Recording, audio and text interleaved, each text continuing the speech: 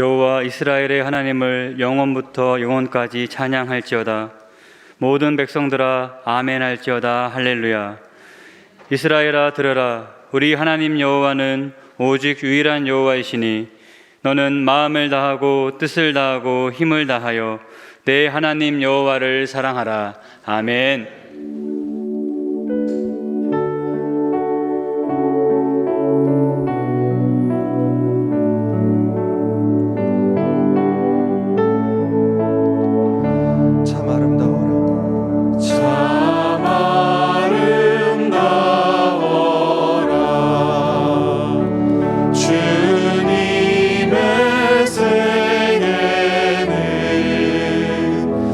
저 솔로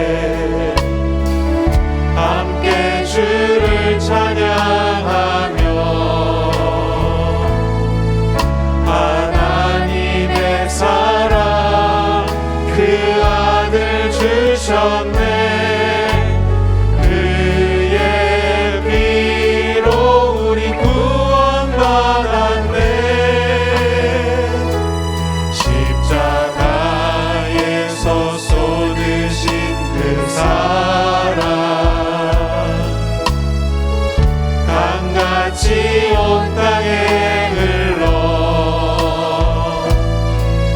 각 나라와 족속 백성 만원에서 구원 받고 주 경배 드리네.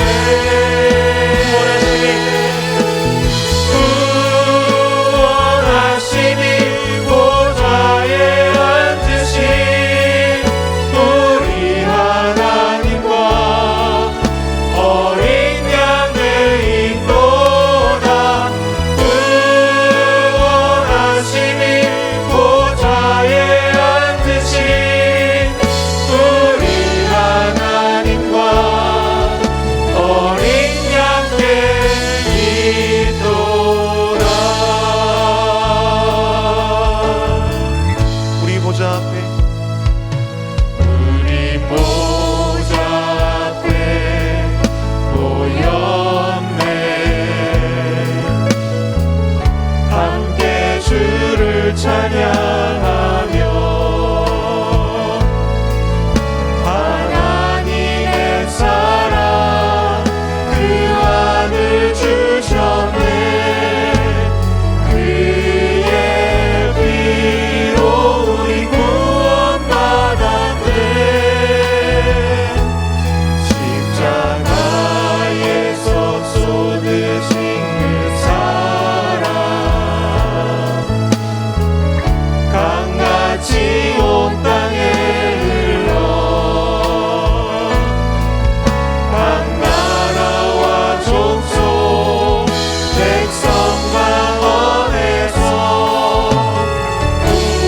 구원 받고 주 경배 드리네.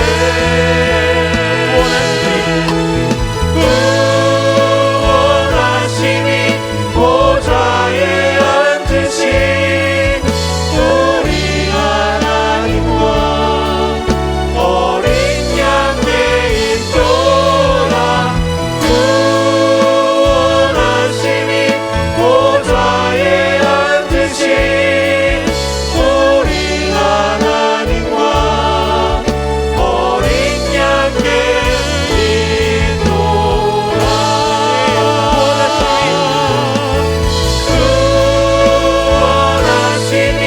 보좌에 앉으신 우리 하나님과 어린 양의 인도라. 구원하시니 보좌에 앉으신 우리 하나님과 어린 양의 인도라.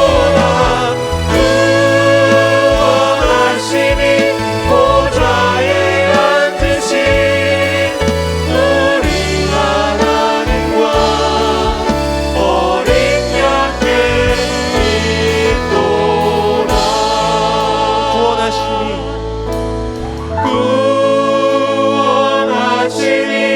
보좌에 앉으신 우리 하나님과 어린 양의 인도다.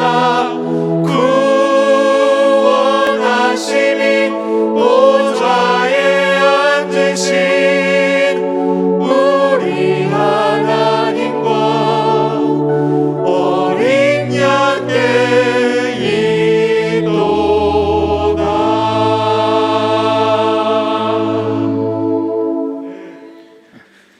하나님께 예배하는 거룩하고 복된 주일 아침, 아버지께 예배하는 성도들을 예배의 자리로 불러주시고 우리의 온 몸과 마음을 다하여 찬양하며 예배하게 하시는 하나님의 크신 사랑과 은혜에 감사드립니다.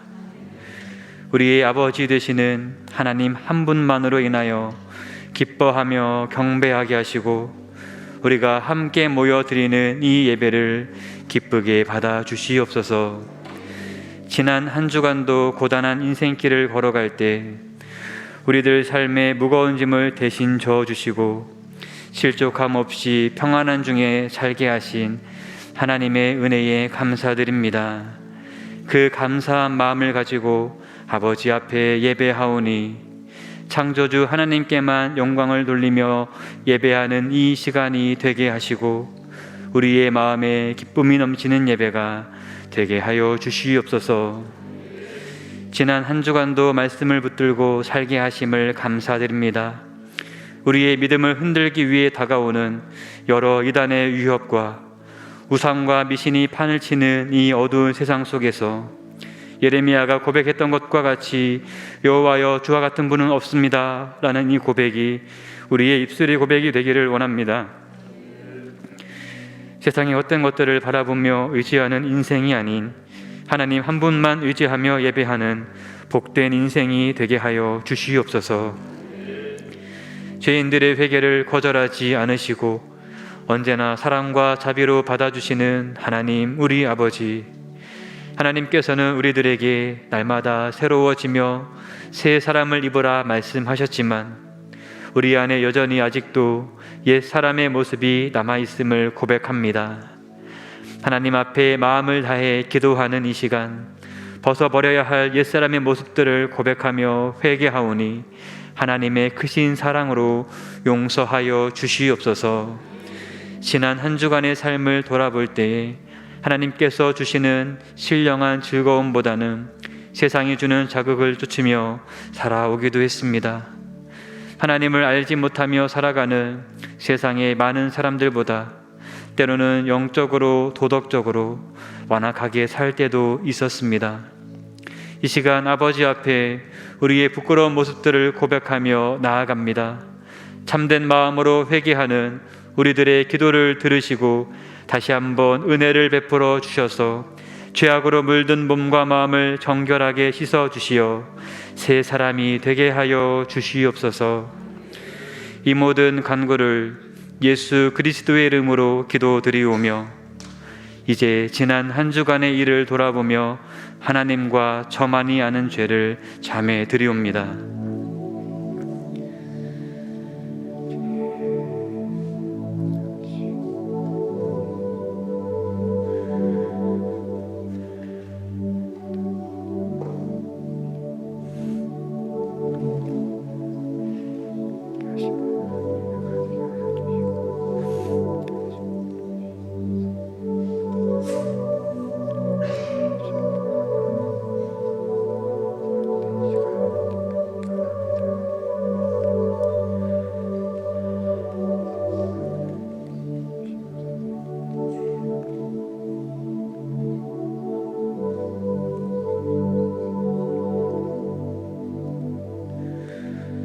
허물의 사함을 받고 자신의 죄가 가려진 자는 복이 있도다. 마음에 간사함이 없고 여호와께 정죄를 당하지 아니하는 자는 복이 있도다. 그러므로 이제 그리스도 예수 안에 있는 자에게는 결코 정죄함이 없나니 이는 그리스도 예수 안에 있는 생명의 성령의 법이 죄와 사망의 법에서 너를 해방하였음이라. 아멘. 나는 전능하신 아버지 하나님 천지의 창조주를 믿습니다. 나는 그의 유일하신 아들 우리 주 예수 그리스도를 믿습니다. 그는 성령으로 잉태되어 동정녀 마리아에게서 나시고 본디오 빌라도에게 고난을 받아 십자가에 못 박혀 죽으시고 장사된 지 사흘 만에 죽은 자 가운데서 다시 살아나셨으며 하늘에 오르시어 전능하신 아버지 하나님 우편에 앉아 계시다가 거기로부터 살아있는 자와 죽은 자를 심판하러 오십니다. 나는 성령을 믿으며 거룩한 공교회와 성도의 교제와 죄를 용서받는 것과 몸의 부활과 영생을 믿습니다. 아멘.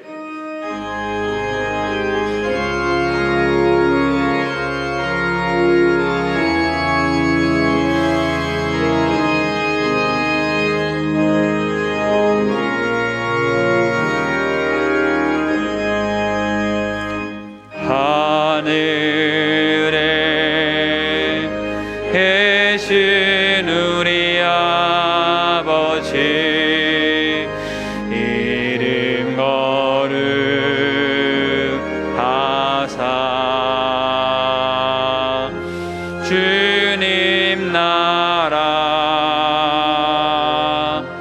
임하시고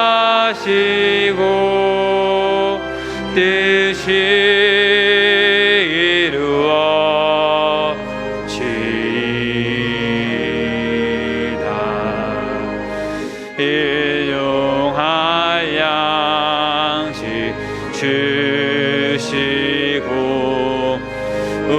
우리들의 큰 죄 다 용서하옵시며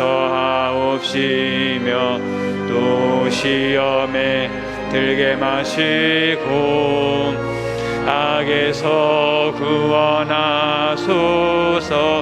대개 주의 나라 주의 권세 주의 영광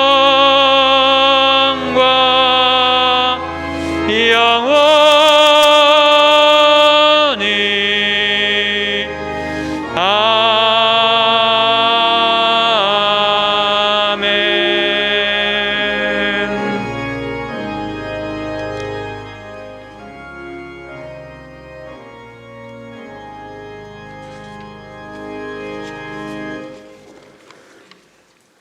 만유의 주제가 되시며 참 소망이 되시는 하나님 아버지, 존귀와 영광과 찬송을 올려드립니다. 언제나 크신 은총과 사랑으로 구원하여 주시고 보잘것없는 저희를 하나님의 자녀 삼아 주셔서 하나님을 아빠 아버지라 부를 수 있는 은혜를 주시고 오늘 또 예배자로 불러주심에 더욱 감사합니다. 온 마음과 정성을 다하여 신령과 진정으로 예배드릴 수 있게 도와주옵소서. 무더운 날씨에도 교리학교를 통해 하나님의 의도와 저희를 향한 무한한 사랑을 깨닫게 하시니 이제 저희도 그 크신 하나님의 사랑에 반응하게 하옵시고 러브갓 러브 피플함으로 하나님의 소원을 이루어 드리게 하여 주옵소서. 아직도 세상에는 하나님에 대하여 무지한 자들이 어두운 죄악길에서 방황하고 있습니다. 저들을 불쌍히 여겨 주옵시고 길이요 진리요 생명 되시는 예수님께서 생명의 빛을 비춰주셔서 모두가 구원에 이를 수 있도록 역사하여 주옵소서. 저희 또한 받는 것에만 익숙해져 있지 않게 하옵시고 예수님의 마지막 당부를 기억하며 증인의 사명을 잘 감당하여 복음의 통로로 쓰임받게 하여 주옵소서. 이 나라를 사랑하시는 하나님 아버지, 국내외적으로 전쟁과 코로나로 인해 온 국민이 신음하고 있습니다. 조금은 잠잠해 가던 코로나가 변이 바이러스로 인하여 재유행의 국면에 처하게 되었으며 계속되는 전쟁의 여파로 하루하루 치솟는 물가로 경제적 어려움에 모두가 고통받고 있습니다. 하나님의 선하신 능력으로 이 땅에 속히 평화가 임하게 하여 주옵소서. 교회학교, 여름성경학교와 수련회가 주님의 은혜로 안전하게 잘 진행되게 하심을 감사합니다. 어려서부터 신앙의 기초를 잘 세우고 바른 가치관으로 오직 하나님을 경외하는 믿음으로 하나님의 비전을 이루어가는 다음 세대가 되게 하여 주옵소서. 샬롬 찬양대의 찬양을 기쁘게 흡양하여 주옵시고 찬양대원들을 축복하여 주셔서 하나님을 영화롭게 해드리는 삶이 되게 하여 주옵소서. 이 시간 하나님의 말씀을 대언하실 담임 목사님의 영과 육을 강건케 하옵시고 성령 충만하게 하셔서 말씀의 능력과 권능을 허락하여 주옵소서. 예배를 돕기 위해 여러모로 헌신하는 손길을 축복하여 주옵시고 하나님 홀로 영광받아 주옵소서. 저희의 영원한 소망이 되시는 예수 그리스도 이름으로 기도합니다. 아멘.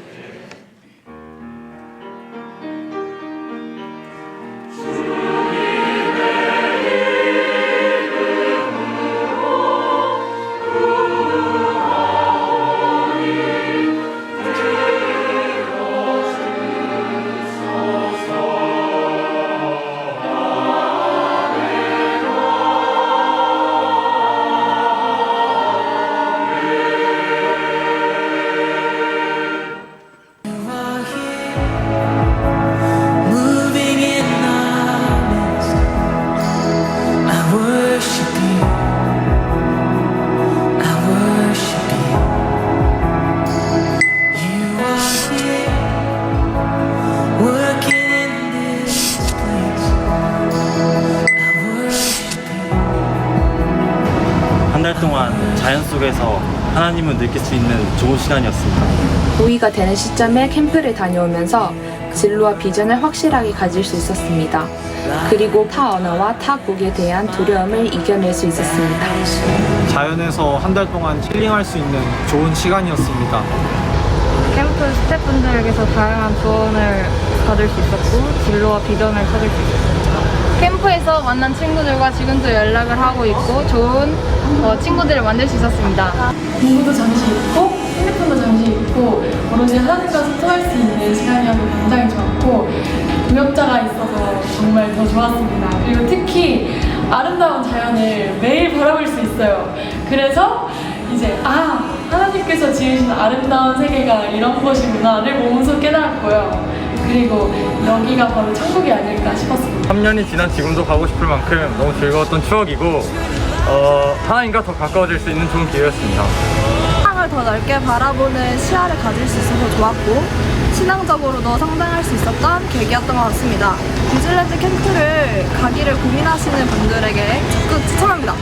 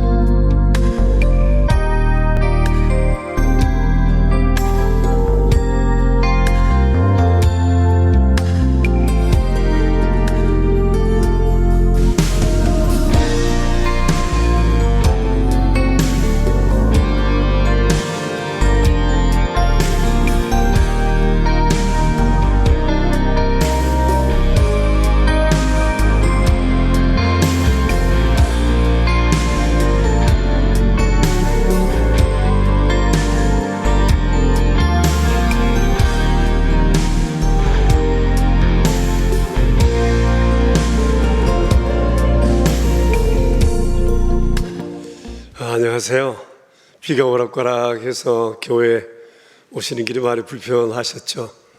그러나 이날은 하나님께서 구별하여 우리에게 복 주시기 위해 예비하신 날이니 우리가 생각하는 것보다도 더 넘치게 주께서 은혜를 베풀어 주실 줄로 믿습니다. 마치 씨앗처럼 말씀이 우리 안에 숨겨지고 또 거룩한 성령님과의 교통을 통해서 우리가 눈을 들어 천국을 보고 주님을 생각하는 아름다운 주일이 될 것입니다. 풍성하신 은혜가 함께 하시기 바랍니다. 옆 사람들과 함께 좀 이렇게 안색도 살피시고 또 인사도 반갑게 좀 나누실까요? 정말 다음 주에는 참 내게 반갑게 인사해 준 사람, 그 사람 옆에 가서 꼭 앉으세요. 네, 좀 사이가 나쁜 건 아니시죠? 여름 성경학교와 수련회를 정말 은혜 가운데 마쳤어요. 아이들이 얼마나 행복해하고 좋아하는지 몰라요. 정말 많은 아이들이 모였어요. 한 85%, 한 90% 정도 되는 아이들이 수련회 성경학교에 등록했고, 또 이를 위해서 선생님들이 정말 애를 많이 썼어요. 교우들도 협조하시고 봉사해 주시고, 봉사하는 얼굴들도 얼마나 밝은지 선생님들이 더 행복해하는 것 같았어요.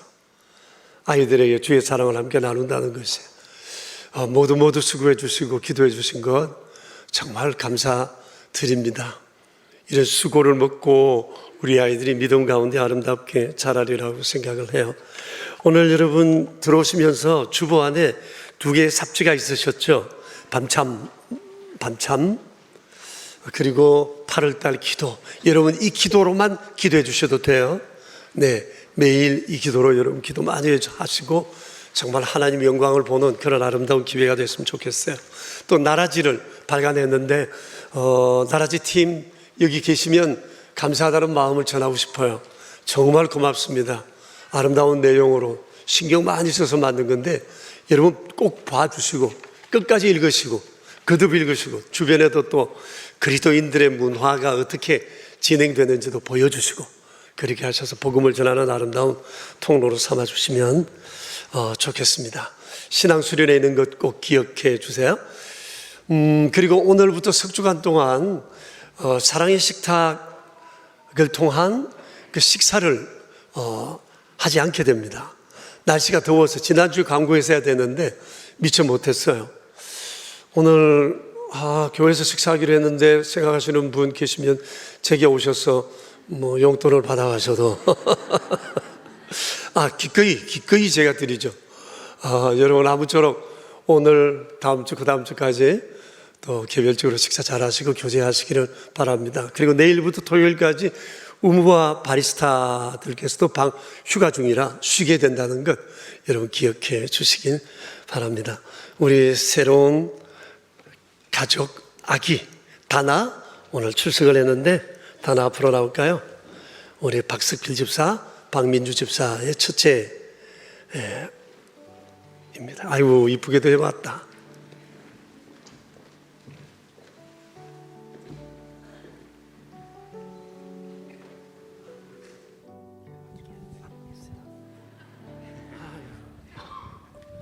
누구 닮은 거예요?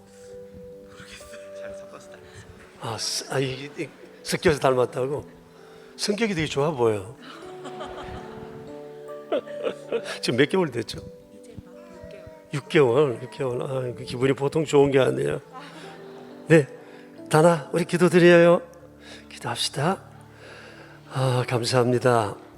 복된 이날 사랑하는 성도들과 함께 주님의 성도의 가정에 주신 귀한 아기 다나 우리 함께 축복합니다.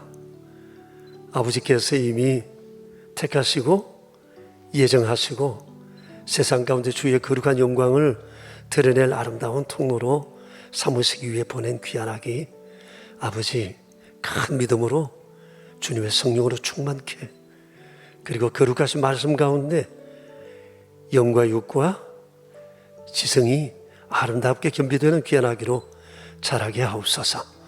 주여 건강을 주시고 우리 교회가 다나의 고향 되게 하옵소서. 우리의 구세주 예수 그리스도 이름으로 기도합니다. 아멘. 아멘. 끝까지 이렇게 예쁘게 잘했어요.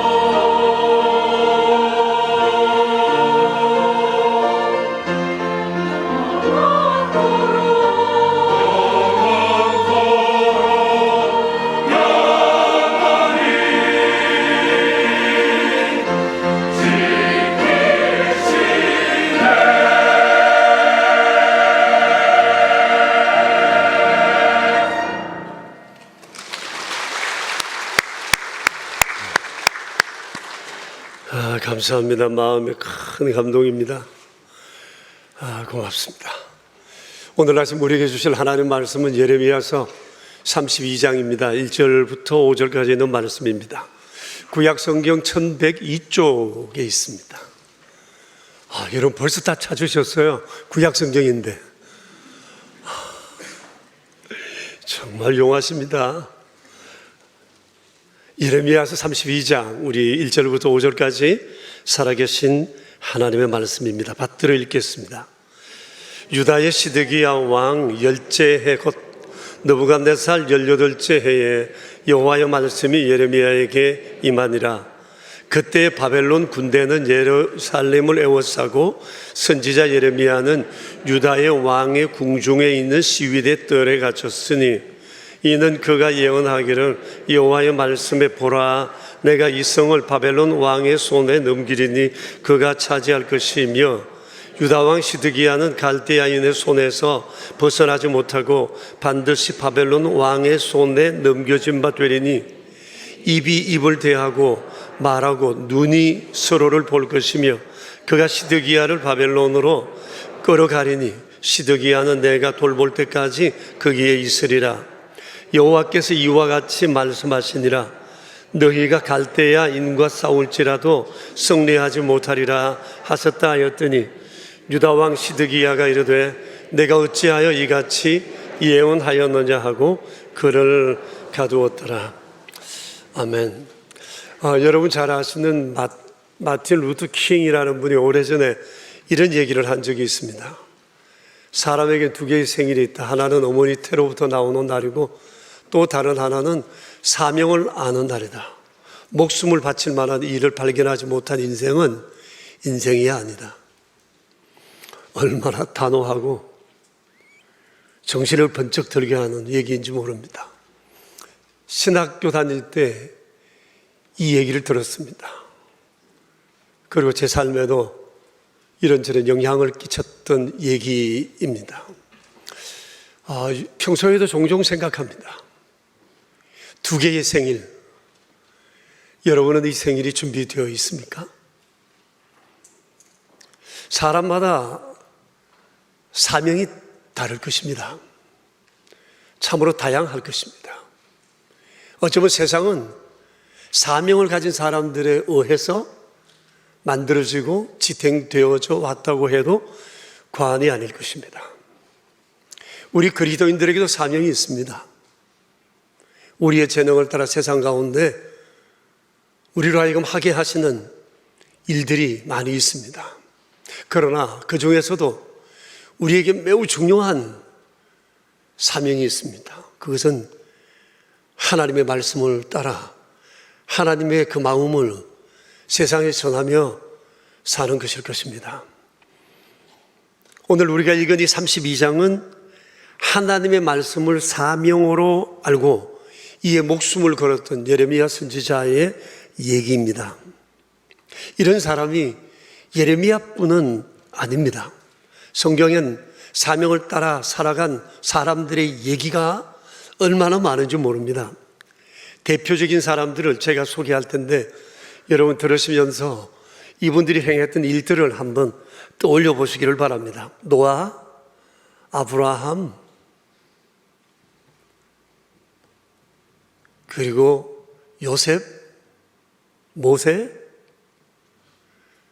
여호수아, 그리고 많은 위대했던 사사들, 그리고 위대한 왕들, 선지자들, 신실했던 하나님의 사람들, 초대교회 예수의 사람들, 그리고 지금도 여전히 신실하게 살아가는 수많은 믿음의 사람들이 있습니다.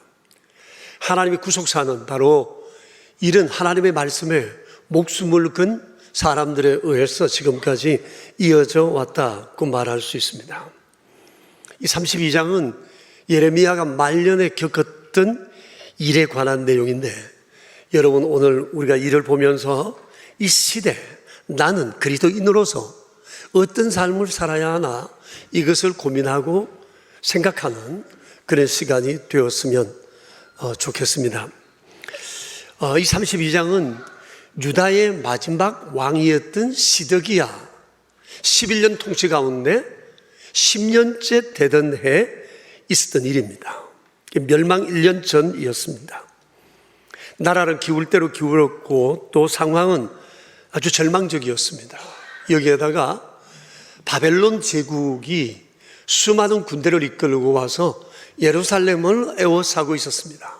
바벨론은 이미 이전에도 2번이나 공격했고 그때 왕과 또 고급 인력들을 싹 다 잡아 포로로 끌고 갔고 또 성전과 또 왕궁에 있던 금은 보화를 모두 몰수히 끌어갔습니다.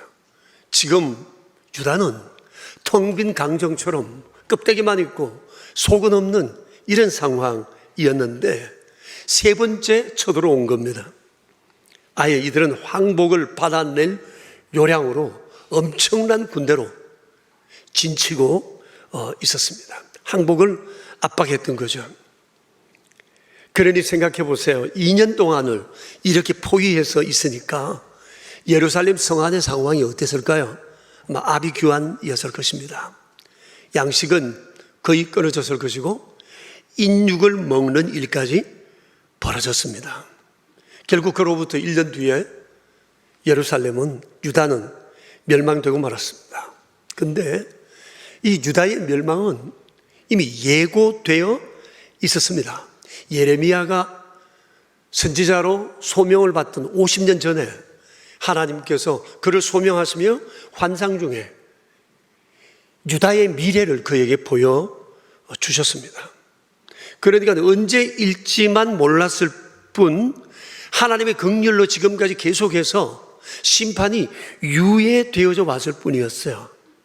이들이 멸망하게 된 요인은 우리가 매 주일마다 본 것처럼 조상 대대로 지어온 죄 때문이었습니다. 이것을 극복하지 못하고 여전히 죄 가운데 머물므로 인해서 이들은 이런 어려움을 겪게 되었습니다. 그런데 참 이해하기 어려운 것은 당시 잔인하고도 소문난 이 바벨론 제국을 통해서 하나님께서 유다를 심판하려 하셨던 것입니다. 선지자들이 아무도 이해할 수가 없었어요. 어떻게 하나님께서 세운 나라를 이방인에게 그것도 이토록 잔인한 바벨론을 통해서 이 나라를 심판하신다는 말인가?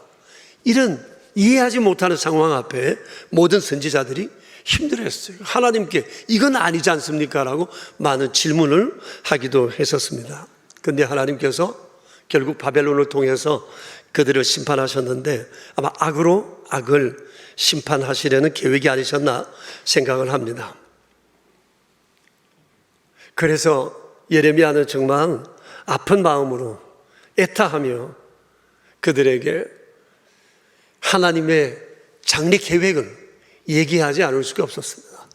그런데 예레미야보다도 더 마음이 아팠던 분은 하나님이었을 것입니다. 하나님 손으로 세우신 나라를 하나님께서 심판하셔야 되기 때문에 하나님 마음이 가장 아프셨을 것입니다. 그러나 하나님의 계획이 있었어요. 다 엎어버리시고 거기서 다시 새롭게 시작할 계획을 가지고 계셨던 것입니다. 그래서 예레미야가 이런 사실을 그 백성들에게 50년을 눈물 속에 전했던 것입니다. 계속 이렇게 살면 우리는 망할 수밖에 없다는 거죠. 그래서 사람들이 듣질 않았어요. 이로 인해서 예레미야는 백성들에게 미운 들이 바뀌었고 매국노라고 이렇게 딱지가 붙었어요. 그리고 예레미야 고향 드고아 사람들도 예레미야를 얼마나 미워했는지 몰라요. 나가서 온 동네 망신시킨다고 예레미야 죽여야 되겠다고 생각도 했습니다. 그리고 시드기야 왕을 비롯해서 고위 관료들은 예레미야를 아주 몹쓸 물건 취급하면서 동네 북처럼 그에게 모멸감을 주고 폭력을 가하고 그리고 그를 감옥에 가두어 버렸습니다. 그리고 이렇게 세월이 흘러 멸망 1년 전쯤 되었을 때 감옥에 있던 예레미야에게 다시 하나님의 말씀이 임한 거였습니다. 그 내용이 바로 오늘 본문의 내용입니다. 여러분 3절을 보십시오. 하나님께서 크게 세 가지를 말씀하셨는데 첫째는 이 성을 바벨론 왕의 손에 넘겨 그로 하여금 차지하게 할 거다. 둘째는 유다 왕 시드기야 왕은 이 바벨론 사람들의 손에서 벗어나지 못하게 될 것이고 반드시 바벨론 왕의 손에 넘겨져 그가 신문하고 바벨론으로 끌어갈 것이고 그는 그곳에서 하나님이 돌보실 때까지 거기에 있을 것이다 고 했습니다. 셋째는 너희는 바벨론 사람과 싸워 이기지 못할지라고 얘기를 했어요. 하나님의 이 말씀을 예레미야가 가감없이 왕과 그 지배 계층들에게 전했어요. 이 사람들은 늘 듣던 얘기지만 그래도 뭔가 좀 새로운 얘기를 들으려고 했는데 여전히 정말 아주 절망적인 얘기를 하는 이 예레미야가 너무 미웠어요. 그래서 왕이 말합니다.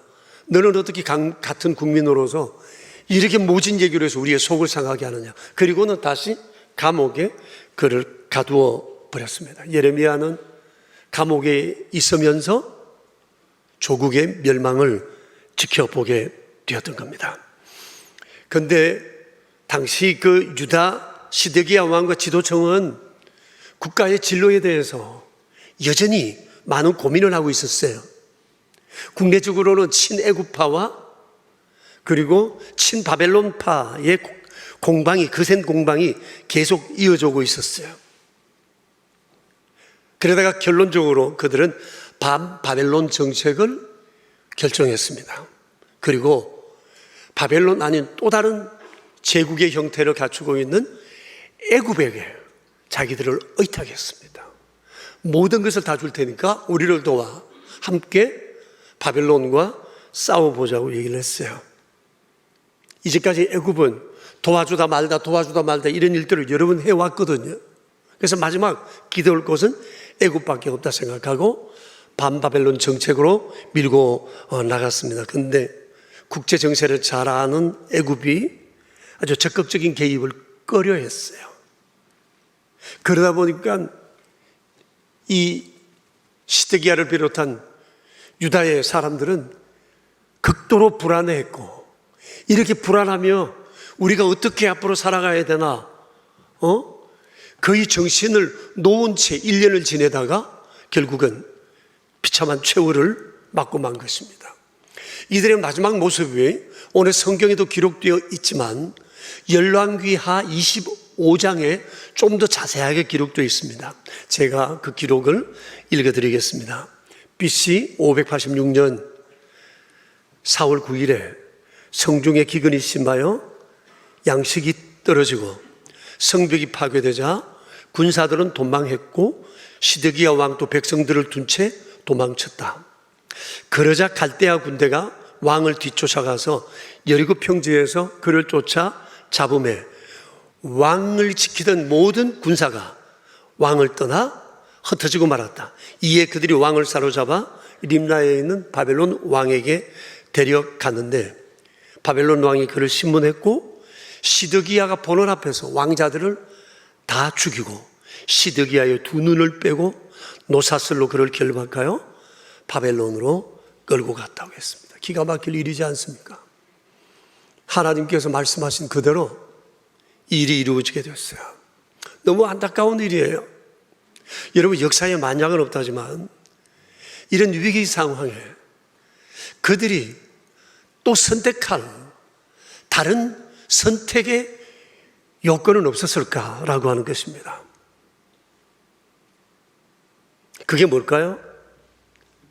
역사의 주관자이신 하나님의 뜻을 알고 따르는 거였어요. 사실이 그렇잖아요. 예레미야가 외친 것이 그거였어요. 예레미야 얘기대로 했다면 이들은 당장에 망하지 않을 수 있었어요.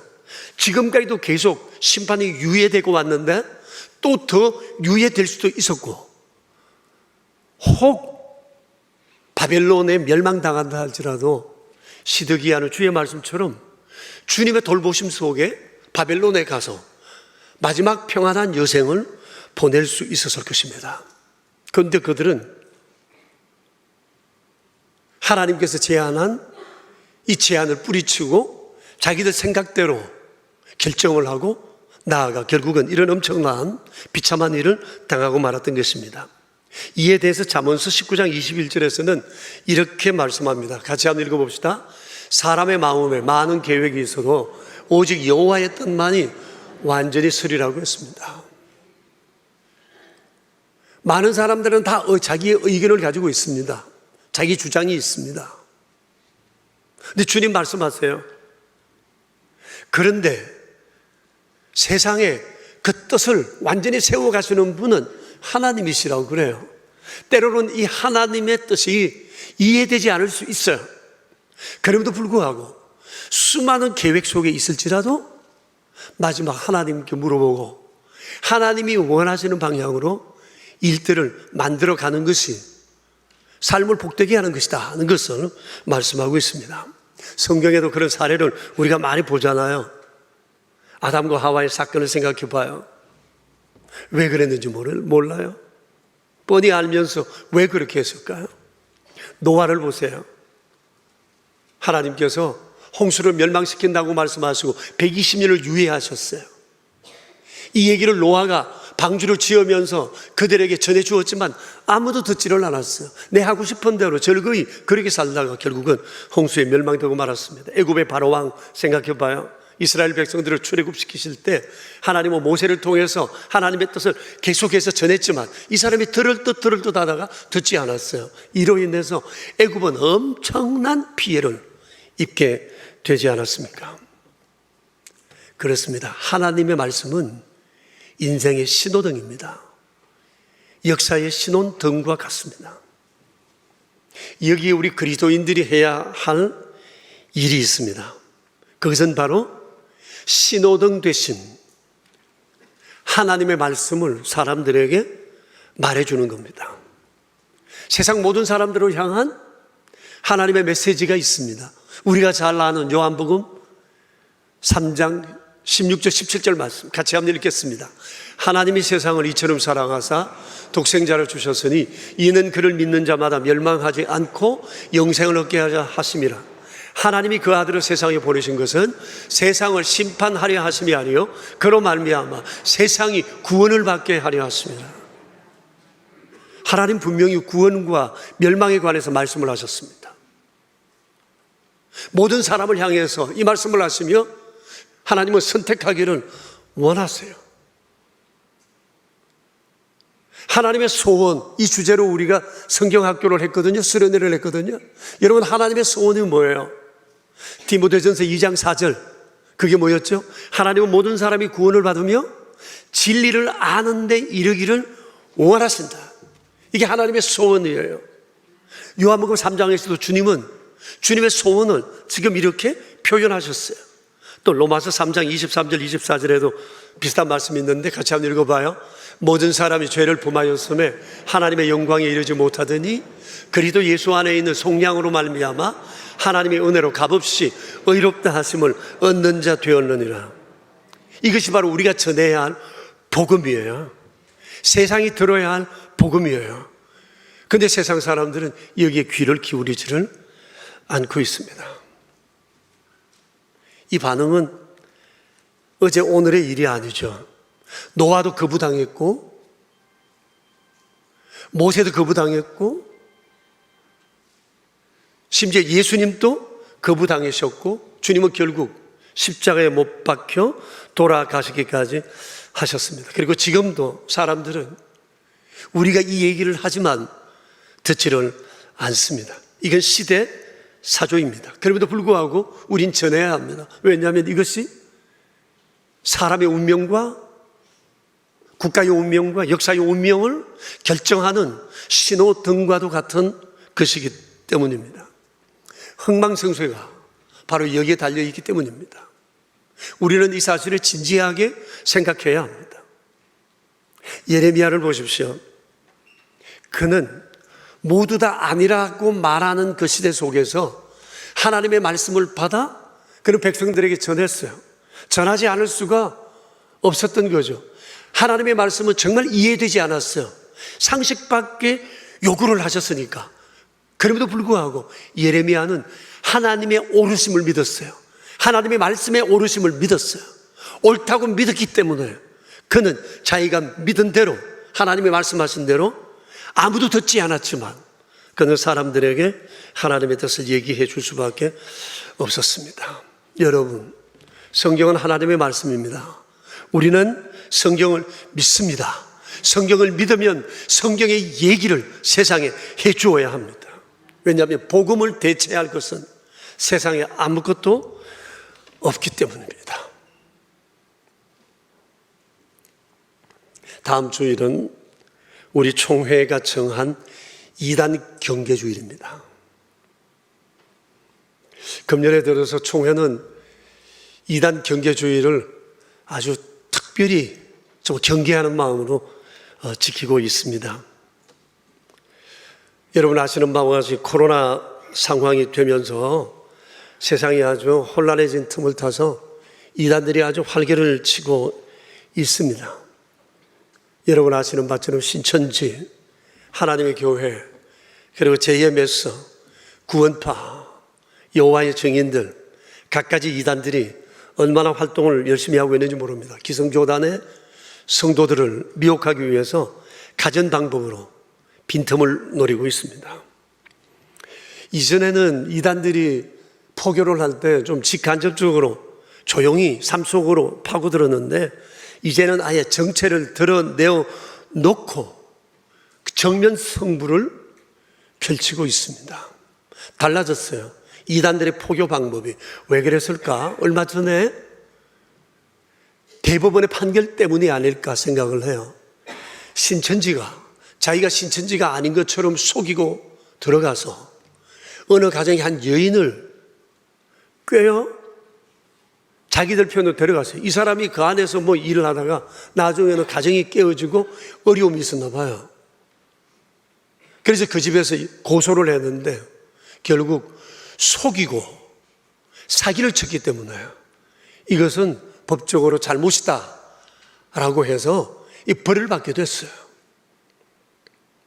그러니까 그 뒤로부터는 자기들의 정체를 숨기고 포기하는 것이 아니라 우리는 누구라고 얘기하고 그들이 다가온다는 사실이에요.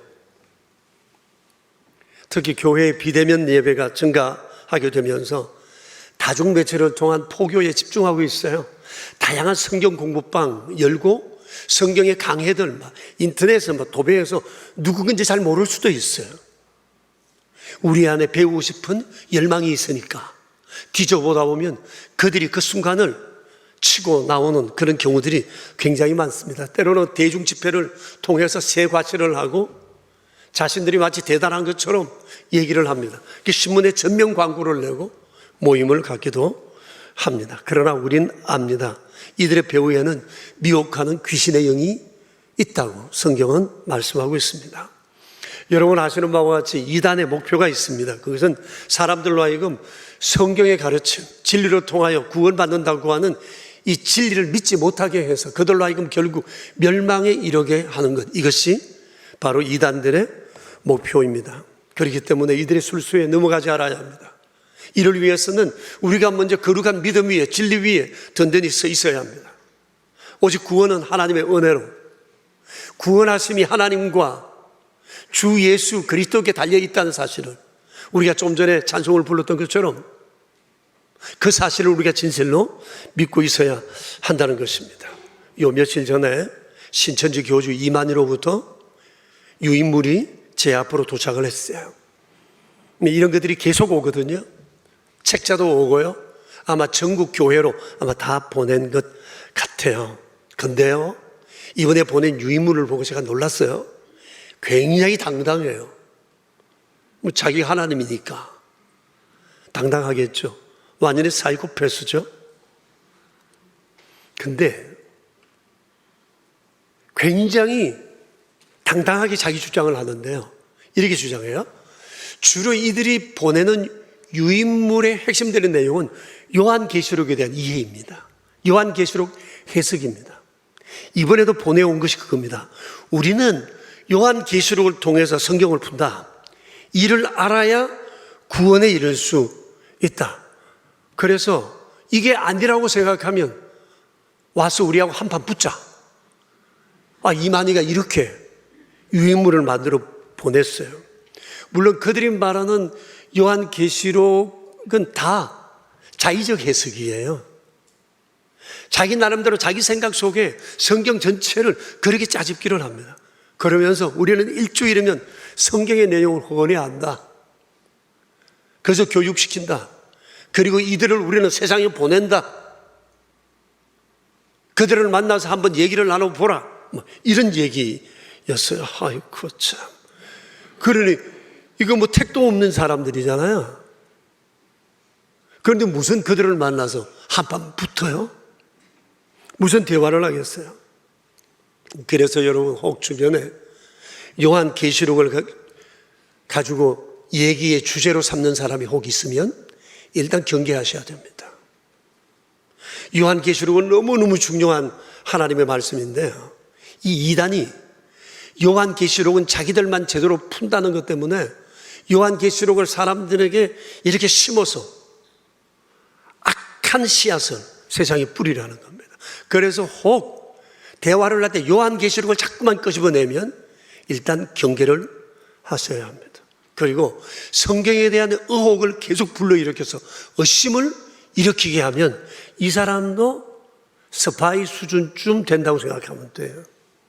그렇게 해서 사람을 판단해서 또 다른 방법으로 악한 것을 심으려 하는 그런 계획들이 있을 수 있기 때문입니다.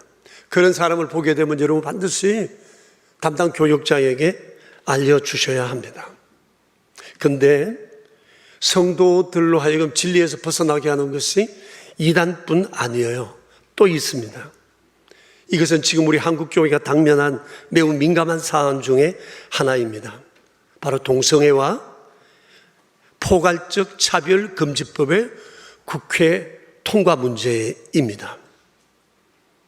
여러분, 동성애 문제는 양비론으로 해결할 수 있는 간단한 문제는 아닙니다.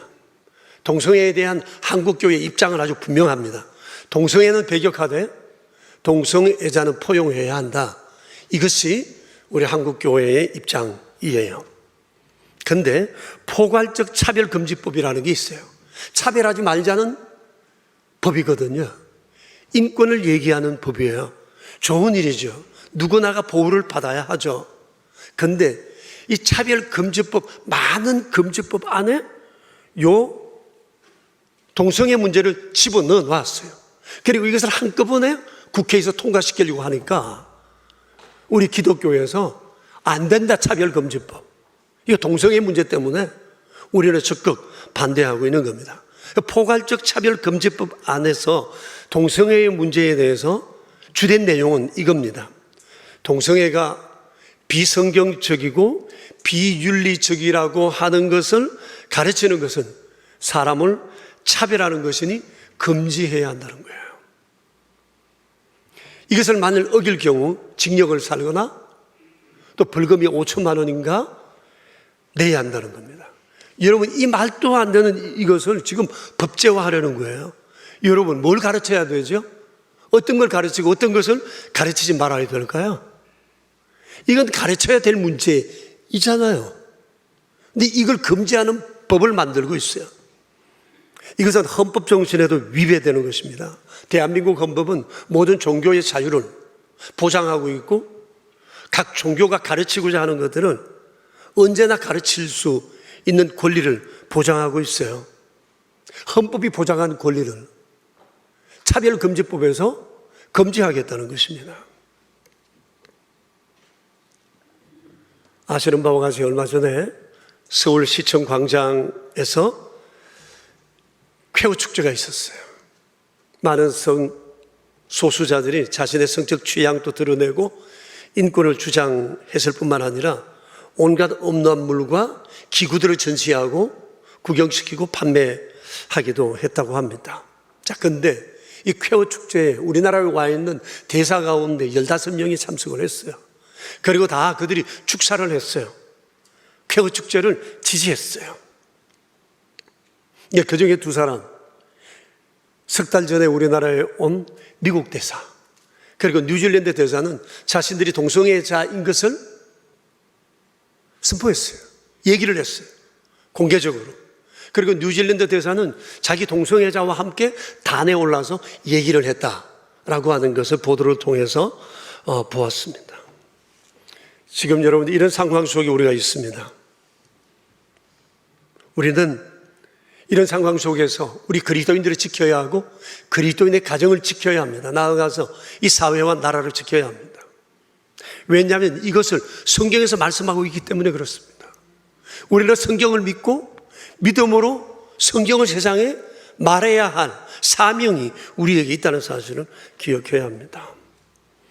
여러분, 진리를 허물기 위해서 지금 세상에 다양한 방법들로 주의 말씀을, 진리를 도전하는 이런 상황들이 지금 계속 일어나고 있습니다.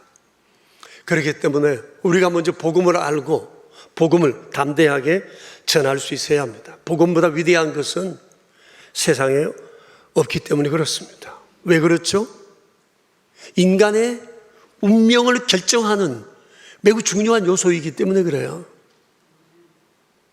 이게 국가와 역사를 결정하는 길이기 때문에 그렇습니다. 그렇기 때문에 우리는 이것을 세상에 말해주지 않을 수가 없어요. 예레미야처럼.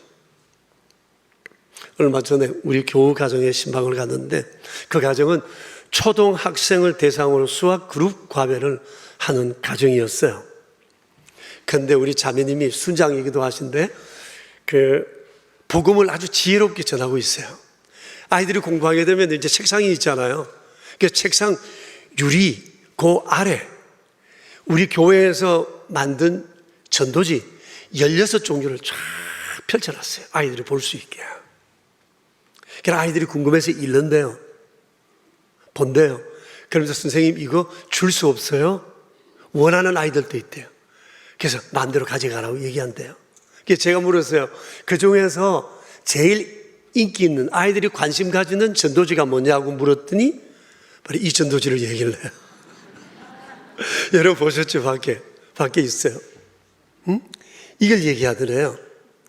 선생님 이게 뭐냐고. 사실 수학 공부방에서 이건 말이 안 되는 그잖아요. 이거 숫자가 안 맞잖아요. 아이들이 얼마나 궁금하겠어요. 그래 묻는답니다.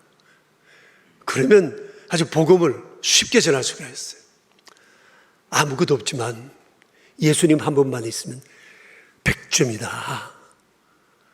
모든 것 다 가져서도 예수님 안 계시면 인생은 꽝이다 라고 하는 것을 간략하게 전한다고 얘기를 합니다. 여러분, 우리는 어느 방법으로든지 복음 전하는 일에 관심을 가져야 하고 이것을 우리 삶에 생활화 시킬 수 있어야 할 것입니다. 복음을 전하는 것, 이것은 사명 중의 사명, 하나님께서 우리에게 주신 가장 중요하고도 큰 사명이에요. 사랑하는 성도 여러분, 복음을 전하는 일을 진지하게 고민하세요. 예레미야는 목숨을 걸었지만 정말 우리도 우리의 삶을 복음을 전하는 일에 걸었으면 좋겠어요. 그리고 내가 하고 있는 이 모든 일들이 복음을 위한 일이 된다면 더욱더 주께 기쁨이 될 것입니다.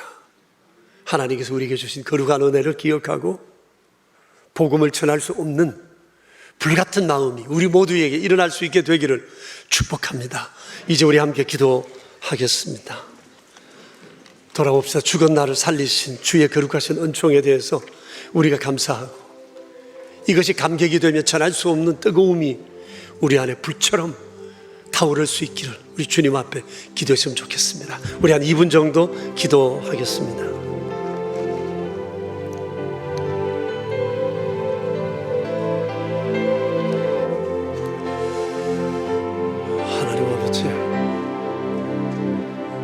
우리를 사랑하시어 놀라우신 은총 허락해 주신 것을 감사합니다. 주었습니다. 하나님 거룩한 찬 영원한 생명을 위해 살 수 있게 해주시니 감사합니다. 주여 우리에게 주신 이 아름다운 소식 세상에 전하는 것을 내가 못하게 하여 주님께서 어찌네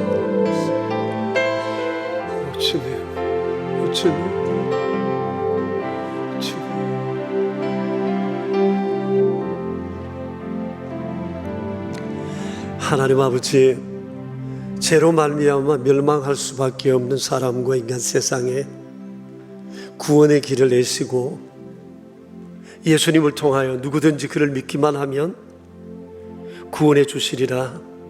하나님의 자녀로 아름다운 신분으로 영원한 생명을 얻으리라 약속해 주시는 하나님 아버지의 은총을 감사드립니다. 아름다운 믿음의 사람 예레미야, 이해할 수 없는 상황이었지만 참으로 오르신 하나님의 말씀이기에 그것을 사람들에게 눈물로 전했던 그 아름다운 삶의 역사를 우리가 돌아보며 오늘 이 시대 하나님께서 우리에게 주신 이 복음으로 우리가 어떻게 살아가야 할지 고민할 수 있게 해주신 것에 감사를 드립니다.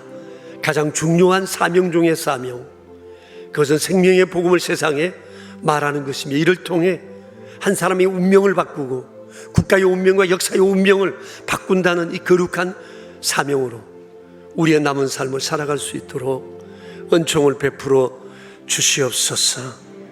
듣지 않아도 때를 얻든지 못 얻든지 듣든지 아니 듣든지 담대하게 전할 마음을 우리에게 허락하옵소서. 우리의 구세주 예수 그리스도 이름으로 기도드립니다. 아멘. 이제 우리 다 함께 일어나셔서 508장으로 하나님을 찬양합시다. 옆 사람들과 함께 인사를 나누어요. 샬롬, 샬롬, 샬롬. 옆 사람에게 한번 물어보세요. 하나님의 소원이 뭐냐고 물어봐 주세요. 대답하세요. 대답해 주세요. 하나님의 소원은 모든 사람이 구원을 받으며 진리를 아는 데 이르기를 원하십니다. 할렐루야. 아멘. 아멘. 우리 함께 508장 찬양합시다.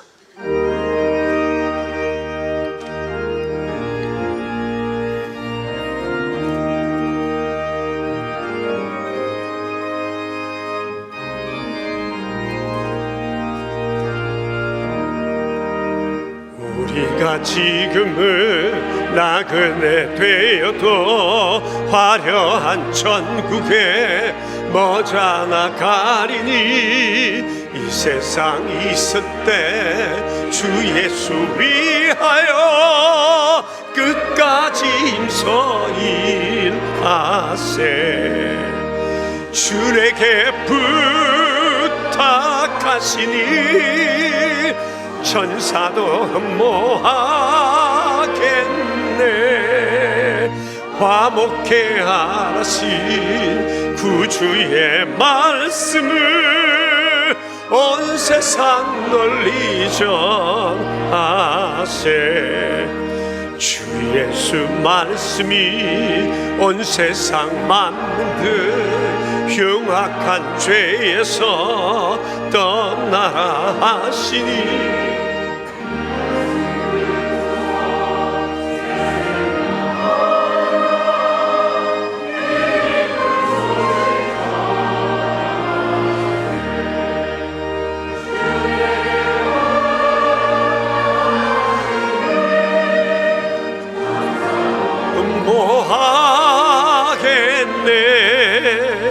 화목해 하신 구주의 말씀을 온 세상 널리 전하세.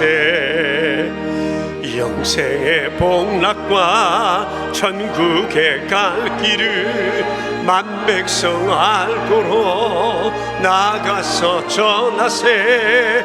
주 예수 말씀이 이 복음 전하라 우리에게 부탁하셨네.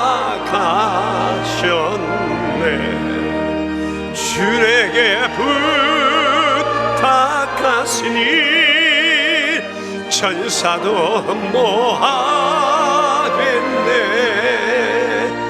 화목해 하신 구주의 말씀을 온 세상 널리 전하세.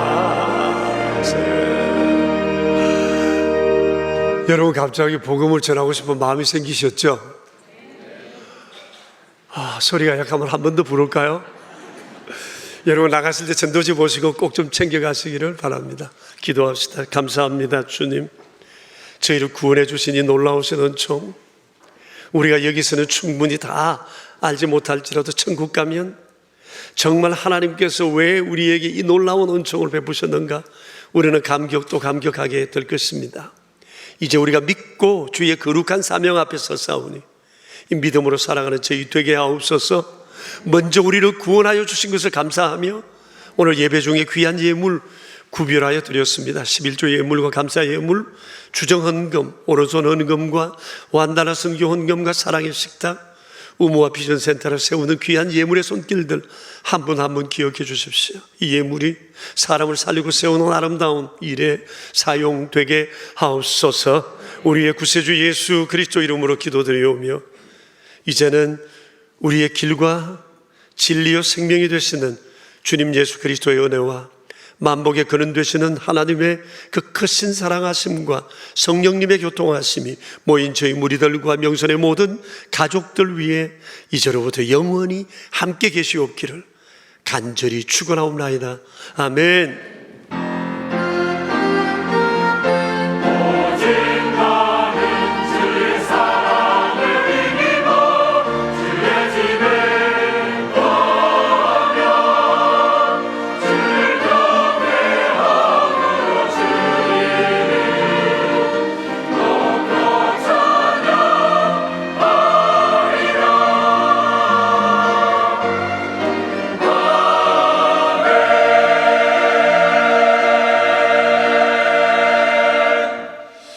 한 주간도 주님 안에서 평안하십시오. 저녁에도 뵙죠. 안녕들 가세요.